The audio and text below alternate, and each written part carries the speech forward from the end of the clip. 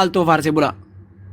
dhaggeeffatu jirtu asina dhaggeeffatu dadhabda. Koi kabo.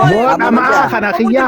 Korrugur jitar bolna sagalee kitti namar Jazba nin baradhe jee sartifikeeta waan takka hin qabne feeka sartifikeeta fidatee Itoophiyaa guutuu sobu jiru asii amma sosobsiitanii.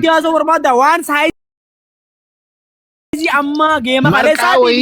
Waa'ee isaarratti yaada bareedaa qabaatte qofa ibsa yaada isaan faallaa qabaatullee arrabaan irratti yaada bareedaa mormuu dandeessi. Way waan warri dabree baadha. Rakkoo geema kanaa gista kan dubbadhamee dhaabbadha. Rakkoon geemni kun qabu maali? Wanni murtii guutoo parsanaalii namatti dhadhaqee kophaatti namatti hin himne. Viidiyoo qofa dalasiifatte. Viidiyoo qofa hime malee giftara keessaan dhaqee nama hin dubbifanne. Rakkoon dhufe kana. Namni yoo gartee giftar itti himamuu baate namaan dhufu. Datsit kanuma bakka wanni biraan jiru. Wanti amma haasa'uu qabdu dhugoomsa? Isa gartee taa'ee duraanii. Waa'ee geemaa haasa'e malee rakkoon kan kee maali? Waa'ee geemaa qofa haasa'uu dandeessa malee isa duraanii namni kuni waa'ee maali wallabee kanaan wallabee chiis kanaan wallabee waan kana. Waan kana maali isa namni maan keenya kun isin fayyaa qabdan it is yes crazy about you now. Amma fakkeenyaaf dhugoomsa baradheetiin jira jechuun kanarraa anuma kan baratee karee kanatu I am ready is finish what the one man else word guys. Hi. Wallahi.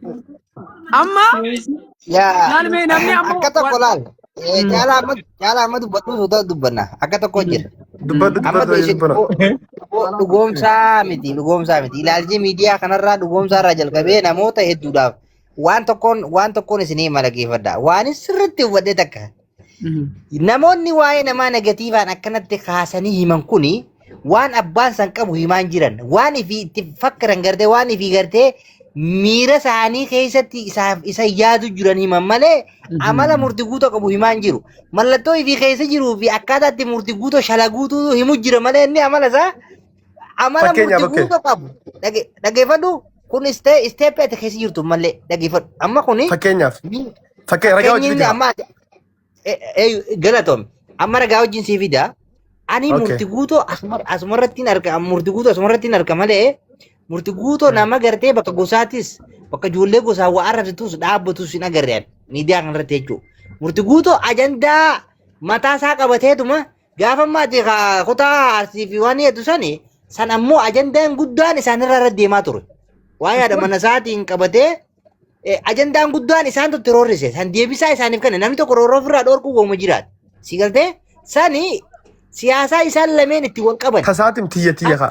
Siitu ammatti waa'ee fiiti himaa jira jettee miti fakkeenyaaf tiyyarratti for one day dhugoomsaa waan gosaatiin waan ganda irraa miidiyaa kanarratti maal jiru eessa amma fakkeenyaaf warroota laalala dhageeffatu warra naqeequ jira warra caalaa qeequ jira warra rudee qeequ jira warra siqeequ jira.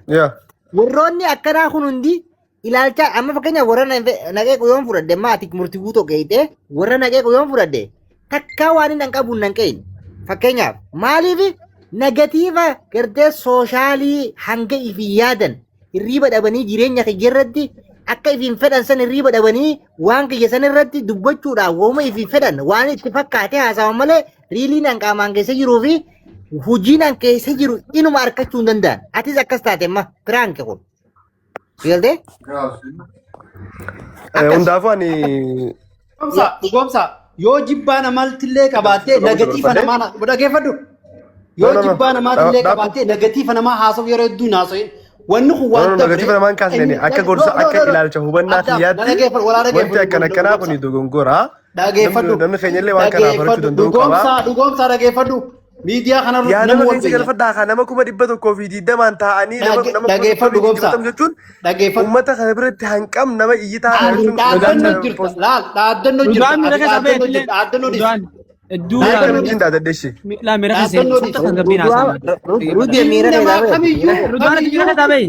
kamiyyuu hogguu arrafame miidiyaa irratti haganda fiitii fi hakutaa fiitii dhaaddannoo jiru.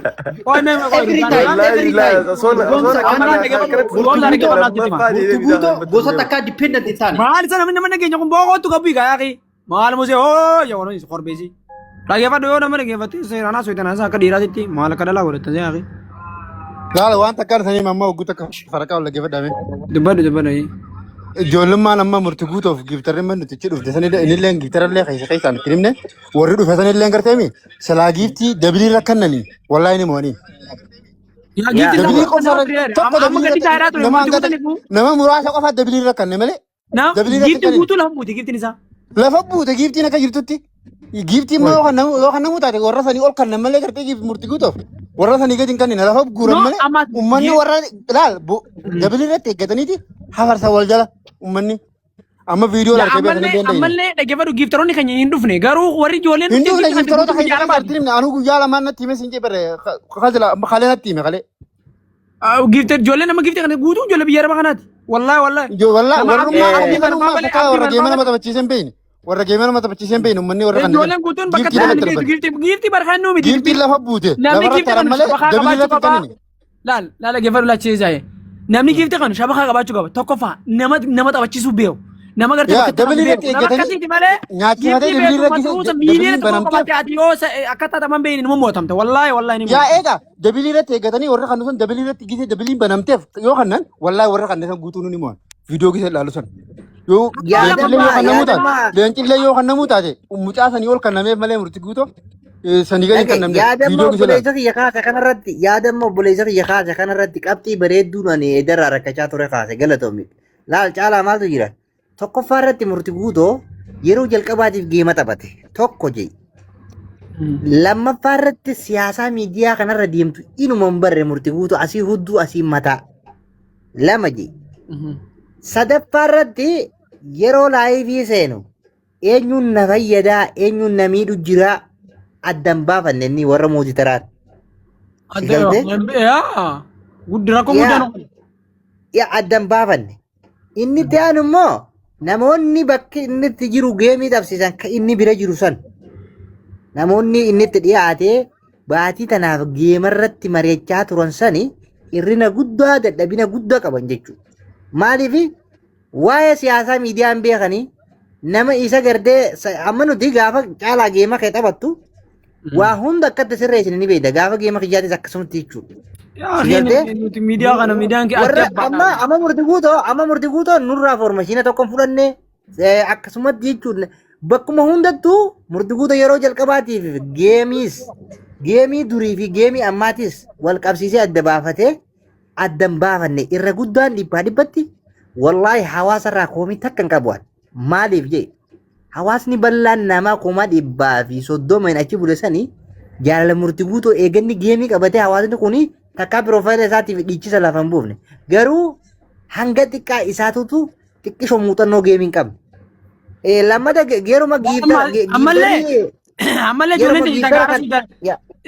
ammallee ijoolleen Suudarabiyaa gaara Suudarabiyaa jirtu tuni shabakaa baay'inaan humna hin qabu shabakaan isaanii. Yeroo mara amma isaanii murtii tapha beellama kana dhiisi yeroo anuyyuu na taphacha maqeerransee Oromoo faan amma yeroo fedhe asittuu na taphachisaami. Giiftii inni tapha duraa dhagga dhiisee tapha amma faara dhufee si bu'a. Shabakaan isaanii humna hin qabu. Gaara keessa waan jiraniif. Amma ijoollee silaa leenca akkasitti fakkeenyaaf jaalibsaan sanii jaalibsaa kayyoo sana gartee leenca lama sadii kan qeerransa akkas namoonni man ijoolleen gara jirtu kara leenca jaamoo torbaati. Silaa hundi isaa tirippilii irratti harkate yookaan dabilii harkate kara miiliyoona wayii seena. Kanamni biraa kan nusanii wajjin immoo karaa leenca 15 akkasuma gaawar wanti hin argate. Kana wajjin karaa miiliyoona 3 numa siqa baay'ee zawwe giifti xiqqoo wajjin namni kuni osoo dabiliin harkanii giif ammaas maal godhe poonasii duraa irratti murtiin kunu amma banamee jira waan qabda amma banamee jira waan qabda taajee bara.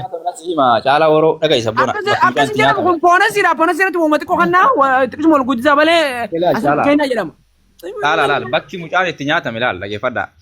Yoo duraa murtii guutoo wayitii mucaan achi 300 gubbaa jiru asii 800 gubbaa jira. Murtii guutoo tara gaagaa jedheen gurbaan tara gaagaatiin tara gaagaa jedheen. Wayita kana walitti qabee uummanni achi bakka takkatti walitti qabee itti gadhiisa miliyoonaan baasa. Giiftii murtii guutoo achitti awwaalame malee kennaallee isaa ol argate argannaallee isaa ol argate daawwatiinsa uummataallee isaa ol daawwatame. Tokkoffaa nutu warri isa jaalatu rirrifatee fi miira keessa gali malee murtii guutoo baxaam aranaa wallaahi bilaa darkirraa kaasiyan.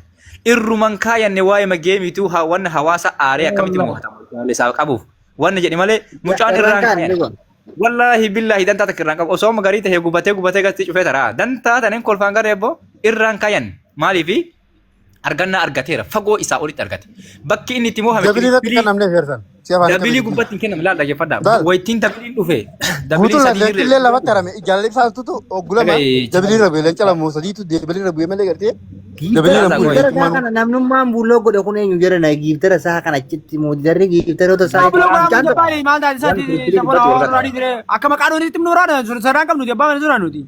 Nuti dhugaa jirtu banaan. Aanaayyuu namni gizee lama cirraa naga buuse isaa kagista kana horsise isaa dhaggeeffadhu. Kana horsise gitta isa kagizee lama cirraa naga buuse isa. Maal taate? Laal caalaa nuure murtii guutoo kalee ana keessaa walii dawwallee waliin haasofne akka jaab waliin haasofne ture aboo fira keetii fi diina kee addaan bari hayyee mudetera keetillee yoo namarraa qabaatte gurra dhunjina eeda kalee naaf inni misan jira waliin haasofne sigalee garuu eeda akka jaaba taphatee garuu taayimiin harkanneef Ilaa dhaggeeffadhu amma nama bulooke jechuudha sabbona. Amma bulooki diine amma yoo isin gaseene laa an tokko tokko nama fakkeenya warra mana kiyya kana nama bulooke fakkeenya. Yaa ni garti. Nama bulooke tokko tokko ol baasa laal yoo beekaa harka qabu taate malee nama cigala bulooke ol baasu nan murtii guutoon yoo beekaa dhiise malee. Nama wajjigala nama bulooke guutoon yaasu Maal godhuudha iyyenne duba kana dukkandaltu mudira kana dukkandaltu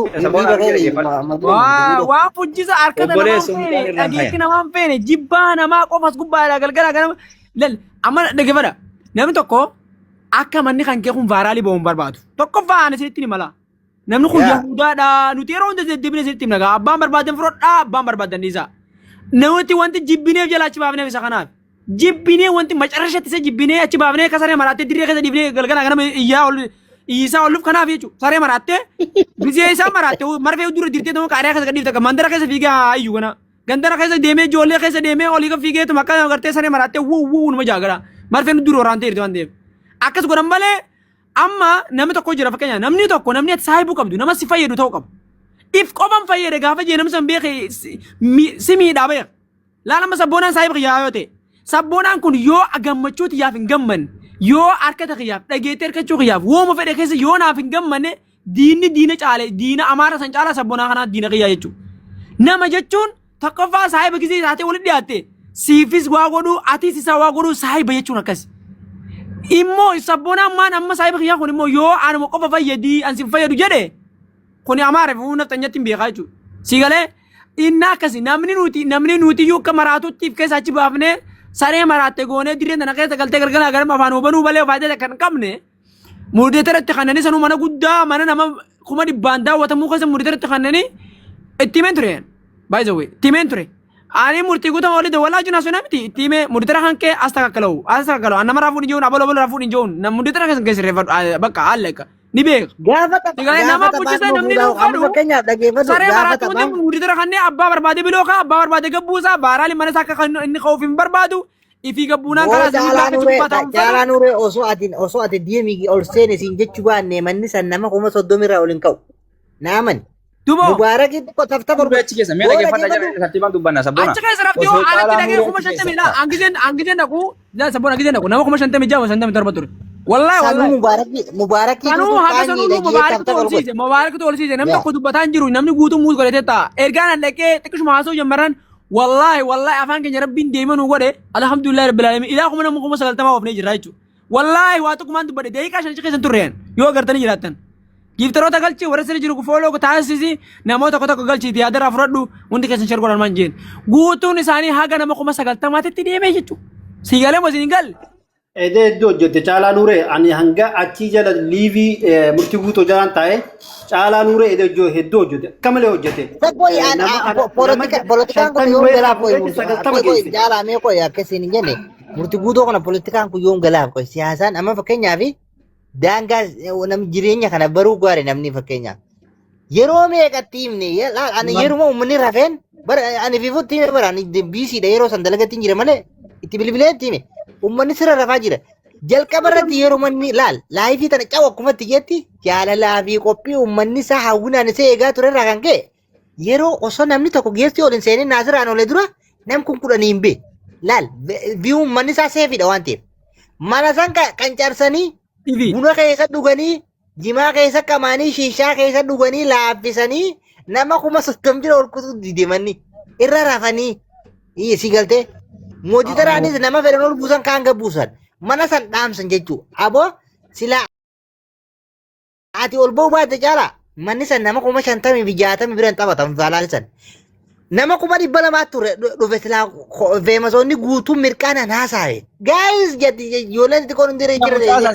Sabboona dhagaa sila mucaa rabbi sodaadhuuti mucaa yoom achi ilaalu tikitook nuun jibbaa maal tolgalchee waluma balaarii waan balaarii haasisi jedheen.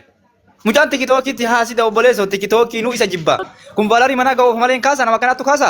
Tokkoffaa inni caalaan dorgomuu danda'u caalaan amala qabeessaa kutaan takkaa mucaa kana. Ijoolleen nurraa bira qote sanii midhaan sanii baanu waan akkanaa tanaan. Laa feemasootuma gurguddaa yeroo laa feemasoota bakka itti dhawan siimuu caalaan maasis bakki feemasoonni kiribboota deebi'ee dhukkubni sammuu keessa Oromoota na keessa guutuu isaa amala siinaa beekana nagaafadhaa feemasarraa hanga fasaamiitti. Feemasoota yeroo jalqaba ol seenanii eenyuu toophii irra jiraa jedhanii gaafatan akka caalaa wayida keessa dubbisan.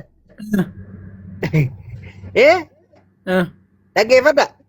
Yeruma jalqaba ol seenanii rikeerdii eenyurra jiraa jedhanii gaafatan feemasoota.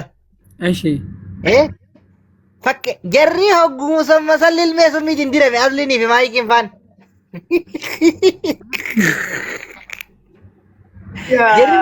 Maakiin faan edatte viidiyoo banachuu diddee bara karaan deemu jiratte awwan namni guyyaa fi wal qaqqabu nama fadha. Maayikii wayyaa dhaggeeffatu jarri laal jarri banatanii jarri yaani haasa'uu dandeenye ala jiran malee jarri viidiyoo banatanii jiran laal waan tokko jira jiran siistama tokko jira warri miidiyaa kun Abiyyi Ahmad biyya gabroomsaa jettanii dhaggeeffadha Abiyyi Ahmad biyya gabroomsaa isin fakkaatee mi namni akka warra miidiyaa kana wal gabroomsu hin jiru si galtee aangoo qabanii fi feemasummaa isaanii dhaggeeffadhu akka namni tokko waan isaan irra gaansan bira kutan hin fedhan. Murtii guutuu gaafii gaafatanii anaa fi asliititu 1,400 irra jirre jette maayikiin achi booda isa nama koppiliin sheer godhi jiru isa haadha keenya mubaarakii firti labaararree xiqqoo ol bute malee. Akkasiin mubaarak taf godhee biyuun eegaate ol seentee loltee waa hunda tartiiba qabsiiftee hanga sanuu sattaramnee jechuun giiftii nurraa dhiise. Barsa boona nuti amma anuma caalaa kan amma fakkeenya fudhatte fakkeenya. Anamma biyya ramaa nan jira fakkeenyaaf tarii giiftii amma nama faannaa kannaa yookaan immoo at least yoo firii namni akka inni keessa fakkeenyaaf dagachuu danda'a. Ani amma nama leebila 32 qabu keessaa biyya ramaatiin jira. Amma namni tokko yoo geema taphatee yoon yoon akkaan dhabee xayyaara tokko numan kanna nama sanii. Yoon akkaan hin qabaanne hin baana beek yoon akkaan giiftii kasan qabaanne. Maaliif namni tokko erga geema taphatee jettee dheeqee miti. At least waan dandeessu tokko sappoortii godhuun barbaachisaadha baay'ee. Namni keenya irra guddaan budaadha. Irra guddaan isaa harkata waliin fedhu maaliif geema taphata ja'a maaliif shanyii sanii ni manne ja'a amma bakka jechuun ni beektan yaada garaagaraa kan himatu. Anuma fakkeenyaaf beektaa waan hin keessaa qaburraa kooyina 13,000 kanneef amma fakkeenyaaf. Kooyina 13,000 kanneef. Eshi amma bar leenca kan dabar kooyina 17 naaf osoo leenca kan osoo hin dandeenye man kannaaf wallaahi osoo hin qabaanne man kannaaf. Leenca kanaaf jechuudha. So amma yoo laaltee immoo namni amma achirra taa'ee haasa'u achirra taa'ee waan biraatu guutuu sana malee hin caqannoo miti vaaraaleedha malee namni durumayyuu geema keessa taphatu tokkoffaa faamilii keetti dhiyaachuu qabda lammaffaa saayibaa. Wallaahi jaala dhaggeeffadhu murtii guutuu silaa an akkana lallaafataa see silaatti seenne wajjin itti seenne jechuu geema kana. Anu ni beekna nuti amma nuti guruppii teenyatu namni 4-5 kun dhugumatti murtiin agartee namni qabu nama qabu akkana jalqaba nu maratee geema kana qabu taate wallaahi dhibnee banna malee waan godhu ni beekna nuti itti jechina malee waan godhu ni beekna jechuudha wallaahi nuti kun mataan keenyaa yoo leenji. Murtii guutuu siyaasaa geema mittis hin beeku akka dheese hundumaafuu jaalalli uummanni isaaf qabu gaadha nama hundaa olitti uummanni isa jaalata garuu jaalalli uummanni isaaf qabu. Amma sabboona caalaa nuurratti taphachuu deemaa akkam jettaa amma? Kamisa kakkan eeguuna. Gurbaa tokko. Caalaa nuuree kam kabiraati moo kana moo kabiraati? Kanuma kabiroo kamtu jira? Kabiroo jira kaati beektu? Laa kaati beektu yoo jira deebiin jira kana waaquman qabu. Kunis amma eegaluu deema amma baatee lamaa booda. Ati yaada kan tuh wae jalan nuredi sih, mayo Andra sahaja jalan. Anak kita baca tadi ada sama nama tadi saat di mana tuh dapat? Ini kita baca. Anak aro. Mele aja tuh kolder bimana war? Lenca tuh kok. Dengar deh sih kita lenca nama kan nosit. Wallahi. Wallahi billahi. Hai. Akkan tanah nama jaba ya, oh sih support sih gue deh. Anak sih tahu cerita apa dia? Itu nanaga milik dia mah. Makanya Ah, ma itu cala. itu nana itu milik dia. Akas yadda sila te mai utabat. Wallahi ya to kama na lenjo sorry bila mano diye diya da. Murdugudo mi harinya ta kuna mai esa itu jira jira. Oh jangan tiba jira kubara bena re. Nama jadi kamera penting. Wallahi amma na mijakan Rudi. Amma sabona mal ra kon sane beta egati hebode iya. Oso tare ma ma fi namang inkaras net. Akan mana nama kerasan ni nama kan ti mama le tinda ni. Hai. Amalal bakito kana amma namota kana lal ati amma ummata fe masota hunda barte jirta. Mucaan aruusa jira amma maalirraa barbaaddan isin. Ayye mama ke jantu ni. Maje tana. Ati warabadu kama manna mo. Mucaan haagama waa sabboona maalirraa barbaadda amma rahaa godhu jira haanaga anciisu maandis. Amma tintalu jirani. Ayye tintalu jira aji tu. Hatin talani amma ma manna mo hawara. Deebu ini dandam kalau deebi ya kira bereja. Sagaleen takkaan sagaleen tan teessan tun akka murtii buutoo bira geessudha qofa beeka. Wanni asuu. Ada jira angare betul aja tu ya, imal dan saja. Game sana amma murdugudo ra deebi ata tu etam mo jena akan ma tari so etam amma. Haa taphatu irra deebi'ee haa taphatu. Kira deebi ada betul. Wallahi. Neta baca. Wallahi irra deebi'ee amma haa taphatu yoo fedhe. Leenca mama Namni waan kanni neefaan hoggaa gartee asii dubbii nama gootan godhu akka malee na aarsa. Namni waan takkaa osoo kannini akkana godhu maarree. Dhageeffadhu mama kiyya. Jalqaba kanneen waa dubba.